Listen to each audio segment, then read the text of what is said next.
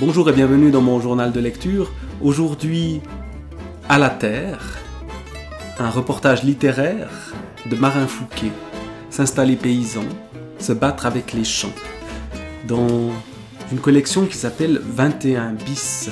Guerre, pandémie, réchauffement climatique. Quel monde advient? En sentinelle sur le terrain, les journalistes du temps long observent, rencontrent, découvrent, sensibles à l'inattendu, à ce qui frémit. Qu'est-ce qui frémit à la terre, dans la terre, sur la terre, sous la terre? Voilà ce à quoi Marin Fouquet a été attentif. Marin Fouquet, qui est auteur de romans notamment, j'avais lu 7-7, ce roman sur ces régions qui sont encore agricoles à la périphérie de Paris, par exemple. Eh bien, ici, il revient à la terre, lui qui a fait une école de beaux-arts, lui qui écrit des romans et qui n'est donc pas du tout paysan, mais qui a dans ses origines, dans le territoire d'où il vient, la terre qui est présente, et il va donc s'installer, non pas lui-même paysan, mais participer aux travaux de certains paysans, côtoyer, sentir ce monde des paysans. Avec, en exergue de ce livre, une citation de Jean Giono. « Vos plus beaux chevaux de bataille sont vos chevaux de labour. Vos charges héroïques se font pas à pas dans les sillons.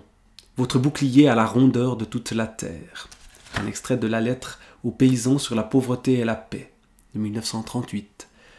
Et puis, autre citation plus récente, 2016. « Je sais pas ce qui se passe dans ma tête parfois. Je voudrais sauver la terre. Parfois, je voudrais la voir brûler. » Peut-être le paradoxe des paysans est-il là, la terre. On veut la sauver et elle est menacée à l'heure actuelle. Et en même temps, on se bat avec elle. Se battre avec les champs. Alors, quelle forme a ce livre? Comment retourner à la terre dans un reportage littéraire? Eh bien, on a des chapitres assez brefs au commencement, avec des questions qui se posent, des paragraphes assez brefs et puis des commentaires. Oui, c'est impressionnant. Délicieusement vulgaire. Et quelles sont vos références? Ok. Et qu'est-ce que ça questionne? Est-ce que c'est politique? C'est les questions d'un évaluateur dans l'école des beaux-arts ou un des candidats à un examen, eh bien, montre des photos liées à la terre, des photos qui, au fond, n'intéressent pas tellement. Le grand ponte des beaux-arts ici, visiblement. Et ce jeune homme, justement, retourne travailler la terre à des lieux loin, à la parcelle. Le réveil pique, 6h30. Il faut se lever avant le soleil. Le café coule, 6h35. Abattez-moi ce foutu réveil. Né dans la tasse, 6h40. On se sourit. Depuis sa chaise haute, Naïm vient de se lancer dans un discours, un important discours seulement composé de 3 mots qu'il articule dans tous les sens. Camion, tracteur, loulou, camion, loulou, tracteur, camion. Le ton est autoritaire, c'est un réquisitoire. Lorsqu'en fin de phrase son intonation s'envole en celle d'une question, je hoche docilement la tête. Dans le fond, ce mot m'a tout à fait raison. Loulou, tracteur, camion. Quand Valentin annonce la levée de la séance, Naïm descend sans un mot et après avoir attrapé son petit loulou, se dirige vers la salle de bain du pas ferme et brinque-ballant des porteurs de couches. Début de matinée, assez étrange, assez énigmatique que ce retour à la parcelle, ou aux carottes, le travail à la terre véritablement de ces carottes qu'on doit cueillir à la main. Il me tend une main calleuse, s'excusant qu'elle soit pleine de terre. Sachant que les miennes finiront dans le même état, je la prends volontiers. C'est Cédric, le saisonnier. Il est là depuis l'aube, de 10 ans notre aîné, avec son pendentif ras du cou, sa coupe ras du crâne, son débardeur mité de soleil et son pantalon de camouflage. Il tient autant du militaire que du punk, de l'indien que du cow-boy, avec dans les yeux ce petit éclair digne de Joe Lando dans Dr. Quinn, femme médecin. Le Sully contemporain. Il me taquine encore un peu, sous l'œil amusé de Valentin, et puis on se rend aux carottes. Tu vas voir l'écrivain, c'est pas de la littérature. L'outil est incurvé, comme un sourire, avec des pics au bout pour faire les dents. Il faut planter le sourire dans la terre. Très joli comme image. Il faut planter le sourire dans la terre en l'enfonçant de tout le corps. On exécute ensuite un léger mouvement de rein pour faire levier et des éclairs orange apparaissent. Il suffit alors de se pencher et de les saisir à pleine main en prenant bien garde de ne pas abîmer les fans.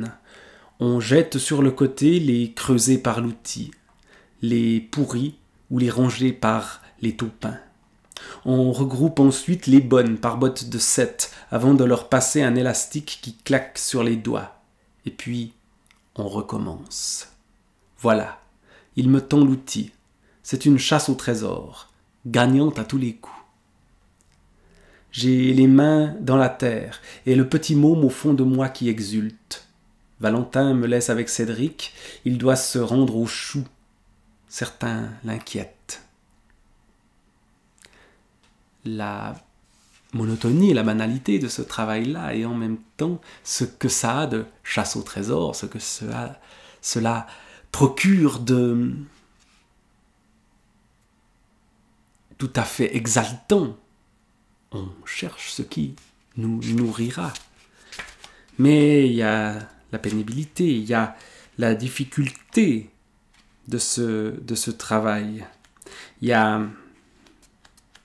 également les menaces. Au loup, voilà un chapitre qui est lourd de menaces. Le loup. Silence.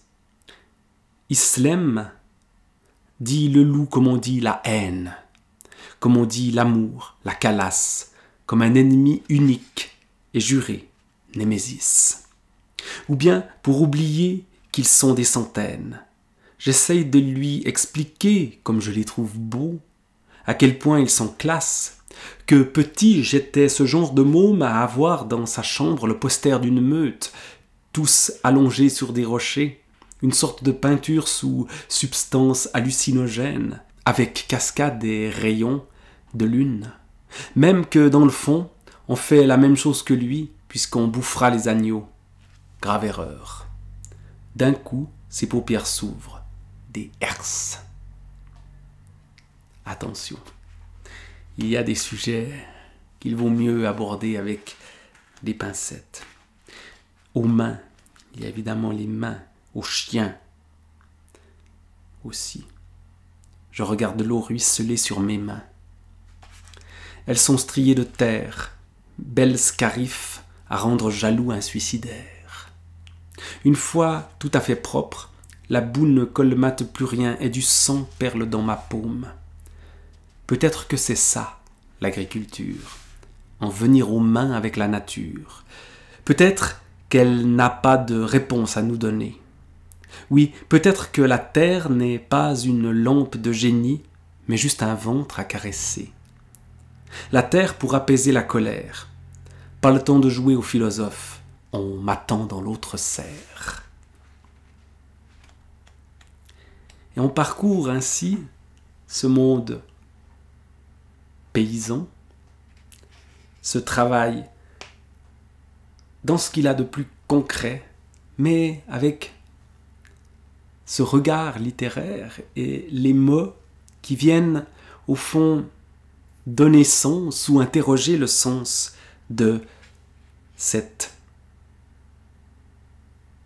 terre qu'on travaille à la folie. Voilà le titre d'un autre chapitre avec des choses qui petit à petit sont plus ramassées, des petits paragraphes entrecoupés, et le corps prendra le relais. Alors il s'est calé sur l'horloge de la terre, mon corps, cavalant derrière elle, les mots plantés la veille poussaient chaque jour dans la bouche de Naïm, oubliant au matin les réveils en épines. Il a tiré d'autres cordeaux, sillonné d'autres bouts, planté d'autres graines. Il a compris que le plus dur restait encore de commencer une nouvelle ligne. Tout pareil que l'écriture. Le plus dur est de commencer une nouvelle ligne. À la ligne.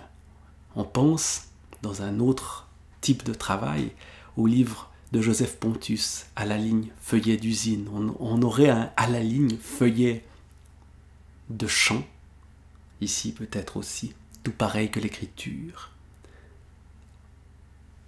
Et cette écriture de la terre, cette écriture d'une expérience brève de la terre, c'est un tout petit livre, ça se termine par, à la fin, par un départ. Et voici justement les dernières lignes de ce livre de Marin Fouquet. Bien sûr que dans la guerre contre la terre, en la tuant, on a perdu d'avance. Elle est le berceau, comme le linceul. Bien sûr qu'en face, elle n'est pas tendre. La respecter, métier de forçat. Bien sûr qu'avec nos rythmes à 100 à l'heure, son temps à elle n'est plus le nôtre. On a perdu l'horloge interne. Bien sûr que les jets de peinture de militants sur des tableaux, les discours de véganes à la télé, les fantasmes de survivalistes sur les forums, les bavassements de bobos en terrasse, les babillements d'éditorialistes et les rôdes viandards ne nous mèneront nulle part. On n'a plus de corps que des postures. Bien sûr que face aux banques qui bouffent, aux semenciers qui butent, aux États qui étouffent, aux avions qui décollent et aux cargos qui vomissent, même Islem et Valentin et tous les autres additionnés ne font pas le poids. Amour, paupières et gueule de soleil. Bien sûr qu'on va dans le mur, droit dans le mur, à en devenir terrassier. Bien sûr que l'autoroute est un tunnel. Bien sûr qu'à cette vitesse-là, le môme sur la plage arrière peut compter les gouttes en faisant ses prières. Bien sûr, à moins d'un miracle. Oui, c'est ça. Peut-être que nous sommes de ces adventices capables de tristes choses et de quelques miracles. Des miracles comme Islem et Valentin, des miracles qui se battent encore, qui encore y croit, encore, en deux mots, cette importance du corps. On travaille la terre avec le corps, pas avec la tête. Alors comme eux, il nous faudra creuser, creuser pour trouver le sens profond, le sens enfui, le sens intime, le sens charnel, un sens plus vital et nécessaire que l'urgence ou les idées. Par la vitre défilent les champs de monoculture, et je pense à tout ça, assis dans le car qui m'emmène, à l'ailleurs, à la fin, au choix. Et sans doute que l'agriculture, le monde paysan aujourd'hui, est à la croisée des chemins, au moment de choisir. Choisir la terre, la protection de la terre, ou choisir que la terre soit détruite. Tel est l'enjeu. Et le livre se termine par un interview de Dominique Paturel, qui est chercheuse à l'INRAE de Montpellier, spécialisée dans l'accès à une alimentation de qualité pour tous, et qui propose de renverser la politique alimentaire et agricole. Alors on en reste peut-être à des utopies, mais je crois que ce retour à la terre est souvent vécu comme une utopie, mais qu'il est temps de passer de l'utopie aux actes. Certains le font déjà, d'autres résistent à ce changement de rapport à la terre, mais c'est la terre qui, au final, décidera. Et nous devrons suivre la terre. À la terre, un reportage littéraire de Marin Fouquet.